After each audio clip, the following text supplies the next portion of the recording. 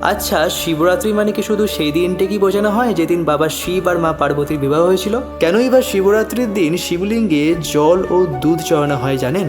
শুনুন তাহলে। একদিন বিষ্ণু ও ব্রহ্মার মধ্যে কে শ্রেষ্ঠ সেই নিয়ে দ্বন্দ্ব বাঁধে। এই অহংকার পৃথিবীর জন্য ক্ষতিকর হতে শুরু করলো। ঠিক তখনই এক অগ্নিস্তম্ভ প্রকট হলো, যার না কোনো শুরু ছিল আর না কোনো শেষ, কারণ তিনি দেবাদিদেব মহাদেব। শিব বলেন, যে আমার শুরু ও শেষ খুঁজতে পারবে সেই মহান। তখন ব্রহ্মা হাসির রূপ নিয়ে শুরুর দিক খুঁজতে লাগলো, আর বিষ্ণু বড় অবতার নিয়ে শেষ খুঁজতে লাগলো। দুজনের কেউই শেষ ও শুরু খুঁজে পেল না। বিষ্ণু নিজের হার স্বীকার করলো, কিন্তু ব্রহ্মা মিথ্যা বলল যে আমি শুরুর অংশ খুঁজে পেয়েছি। ঠিক তখনই ওই অগ্নিস্তম্ভ থেকে কাল ভৈরব জন্ম নিয়ে ব্রহ্মার সেই মুখ কেটে দিল, যেই মুখ দিয়ে সে মিথ্যা বলেছিল। শিব তখন প্রচন্ড রেগে আছেন, আর তাকে সেই সময় শান্ত করার জন্য বিষ্ণু ব্রহ্মা সহ সমস্ত দেবতা জল ও দুধ চড়ালো তার মাথার উপর। আর তখন থেকেই শিবলিঙ্গে প্রথম রুদ্রাভিষেকে শুরু হলো। ঠিক সেই দিনই রাতে বাবা শিবের সাথে মা পার্বতীর বিবাহ সম্পন্ন হয়। তাই এই দিনটিকে আমরা শিবরাত্রি বলি।